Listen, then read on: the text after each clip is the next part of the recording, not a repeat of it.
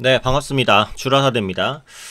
음식료주 한번 볼게요. 일단 농심과 오뚜기 중심으로 한번 볼 건데, 이전에도 사실 음식료주 영상을 한번 올려드렸어요. 그런데 이제 또 올려드리는 거고, 지금 시장의 중심 섹터는 아닙니다. 근데 이제 올려드리는 이유는 지금 시장 자체가 뭐 전에 영상에서도 한번 설명은 해드렸겠지만, 이게 그 수급 순환매예요.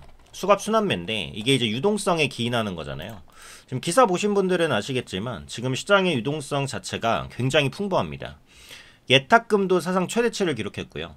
주식 활성화 활성 주식 계좌도 최대치를 기록했고요. 신용 융자도 최대치입니다. 모든 게 최대치예요.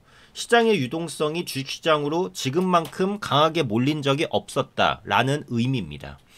그런데 지금 시장을 이제 주도했었던 조방, 원전, 뭐 반도체 이런 섹터들이 가격 부담이 많이 발생을 했어요. 그러다 보니까 기존의 이런 주독 섹터들을 보유하고 계신 분들은 상관없지만 신규로 접근한다라고 한다면 부담이 있단 말이에요. 그래서 시장에서 상대적으로 못 오른 섹터가 뭐가 있냐 이런 것들을 찾고 있어요.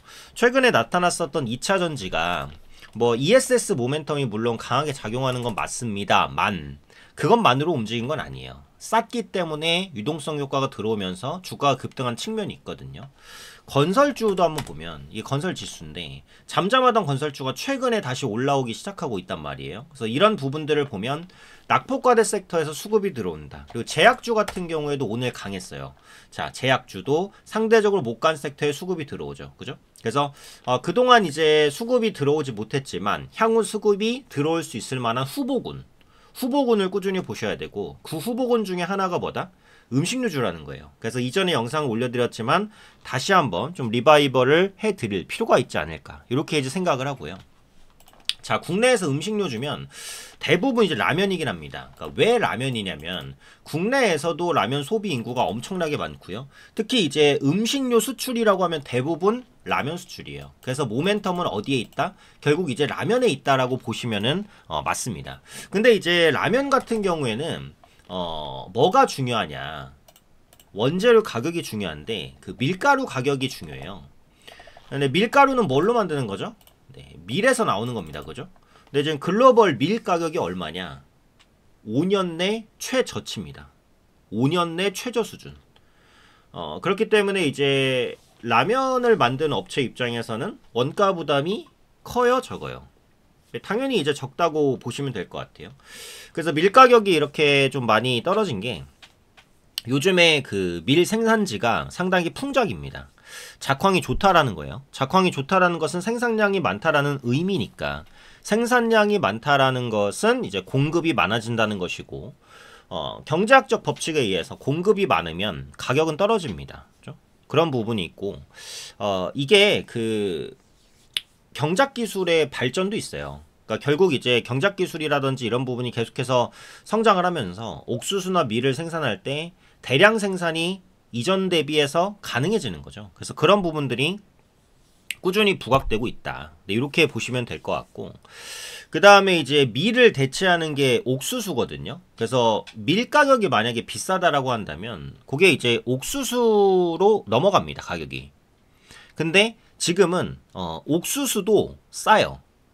그러니까 밀 가격과 옥수수가 서로 가격을 끌어내리는 형국이에요.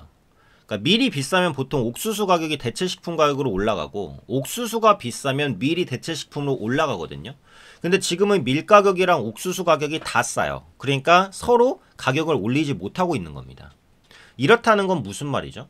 당분간은 글로벌 밀 가격이 크게 상승할 가능성은 상당히 제한적이다 라고 보셔도 크게 무리가 없습니다. 그런데 그 라면은 결국 이제 밀가루 원가가 가장 중요한데 라면 원재료 B가 있을 거잖아요.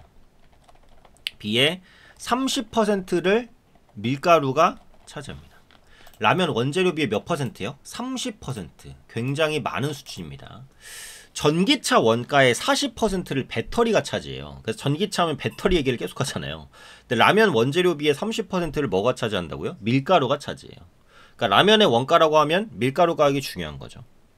자, 그런데 여기서 중요한 게 있습니다. 자, 밀가루 가격이 5년 내에 최저치고 당분간 크게 올라가기 어려워요. 자, 그러면 음식료주, 라면 업체 입장에서는 원가가 싸지는 이득을 얻습니다. 그런데 중요한 건 여기서 뭐냐? 라면 가격 인상이 이미 진행이 돼 있습니다. 이게 또 중요한 거거든요. 그러니까 한번 가격이 올라가면 내려오지 않아요. 그죠? 근데 가격은 올해 농심이나 오뚜기나 삼양식품이나 다 한 단계씩 레벨업을 해놨어요. 당시에는 인건비 부담, 환율 부담 이런 이유를 들어서 인상을 했습니다. 근데 밀가루 가격이 하락하고 있죠. 그러면 가격은 이미 올려놨는데 밀가루 가격이 하락하면서 원가에 대한 부담이 줄어든다면 이익은 생각보다 크게 개선될 가능성이 높다라는 겁니다. 그래서 지금 이제 음식료주를 봐야 되는 가장 큰 이유가 이 부분이라고 보시면 될 것 같고요.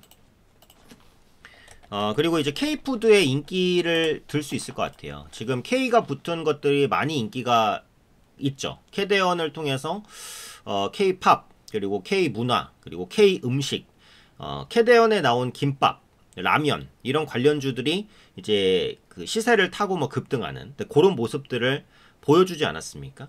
그래서 K푸드에 대한 글로벌 인기가 라면에 대한 인기까지도 끌어올리고 있고, 최근에 그 라면 수출 증가율이 20%대를 찍었어요. 그러니까 과거 10년간 그 라면 수출 증가율이 8%대였거든요. 10년간. 8%대의 성장이 갑자기 2배 이상 20%로 뛴 겁니다. 그만큼 K푸드에 대한 글로벌 인기가 어때요? 네, 높아진다. 이렇게 보시면 될 것 같아요.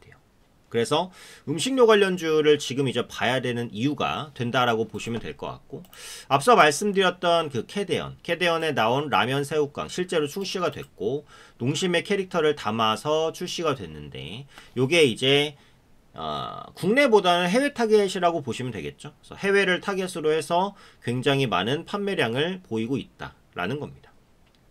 그래서 이 부분이 이제 실적에 한 4분기 실적부터 반영이 되겠죠. 3분기에는 반영이 되게 힘들고, 그죠? 4분기부터 반영이 될 거잖아요. 4분기부터 반영이 될 때 생각보다, 그러니까 증권사에서 그 예측하는 실적보다 실적이 더 잘 나올 가능성이 있다라는 겁니다. 그렇기 때문에 이 부분들을 꾸준하게 좀 체크를 해보실 필요가 있지 않을까, 이렇게 이제 봐요. 그래서 수출 모멘텀이 강해지다 보니까 최근에 원화 약세에도 불구하고 달러 강세에 따른 영향을 오히려 긍정적으로 이용할 수 있는 부분도 있다라고 보시면 돼요. 자, 그러면 이제 라면 업체를 볼 때 세 가지 들 수 있잖아요. 네, 삼양식품, 그리고 지금 말씀드린 농심, 그 다음에 오뚜기인데, 농심과 오뚜기 기준으로 말씀드리는 이유가 요겁니다. 자, 각각의 수출 비중을 볼게요. 삼양식품의 수출 비중은 80%입니다. 농심은 이제 40%고요. 오뚜기는 10%입니다. 그래서 삼양식품이 가장 수출에 적극적이죠. 불닭볶음면. 그래서 주가도 가장 높고요. 근데 이제 전체 매출의 80%가 수출 비중이기 때문에 여기서 이 비중을 추가로 끌어올리기는 어려워요. 수출 포화라는 거죠. 근데 농심과 오뚜기 같은 경우는 아직 40%에서 10%밖에 안 되기 때문에 수출로 성장할 여지가 훨씬 더 큽니다. 특히 이제 농심 같은 경우에는 아까 말씀드렸던 뭐가 있어요? 네, 캐대언이 있죠. K팝 데모넌터스 효과, 캐대언 상품이 매출이 증가할 것으로 보여지기 때문에 모멘텀 하나가 있고, 오뚜기 같은 경우에는 원래 이제 수출에 별로 관심이 없었거든요. 근데 최근에는 그 방탄소년단의 그 진을 모델로 기용했습니다. 왜 진을 모델로 기용했냐? 진라면이 있으니까요. 농심에 신라면이 있다면 오뚜기엔 진라면이 있죠. 그래서 진라면의 이름과 같은 방탄소년단의 진을 기용을 해서 해외 마케팅을 적극적으로 추진하고 있어요. 자, 그러면 농심과 오뚜기의 해외 시장 성장률이 삼양식품을 뛰어넘을 가능성이 어쨌든 높다라는 거고, 제가 지금 말씀드린 대부분의 모멘텀이 해외를 향하고 있기 때문에 농심과 오뚜기를 보시는 게 좋다라는 겁니다.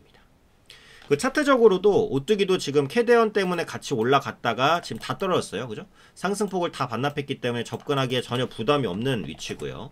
농심도 마찬가지. 캐대언의 상승폭을 거의 다 반납을 하고 바닥을 찍고 올라오고 있는 위치이기 때문에 역시 부담 없이 공략할 수 있는 위치입니다. 네, 그래서 두 종목 눈여겨보시면 되겠고, 자, 매수 타이밍은 제가 이제 여기서 드릴 건데, 그 영상 밑에 이제 더보기를 누르시면 링크가 있어요. 링크를 누르실 때 요 이제 폼을 보실 수가 있는데, 여기서 이용하실 혜택을 이제 선택해 주시면 돼요. 단타나 뭐 세력주 같은 거 받고 싶으신 분들 무료입니다. 무료로 정보 제공해 드리고 있고, 그다음에 연락처를 적어 주셔야 무료지만 정보를 제공해 드릴 수가 있고요. 그다음에 보유 종목 상담도 해 드려요. 보유 종목 써 주시면 되고, 그리고 3자 동의를 해 주셔야지 정보를 드릴 수가 있으니까 여기까지 주시고 제출 누르시면 됩니다. 뭐 작성하시는데 1분도 안 걸리니까 간단하게 해주시면 될 것 같고요.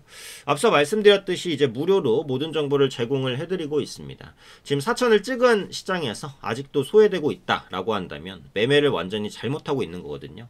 그래서 이 기회에 잘못된 매매를 좀 바로 잡아서 제대로 된 매매 하실 수 있도록 도와드릴 테니까 현재 시장에서 수익이 잘 안 나고 있다라고 하시는 분들은 부담 없이 신청해 주시면은 도움 드리고요. 큰 수익 나실 수 있도록 인도해 드리도록 하겠습니다.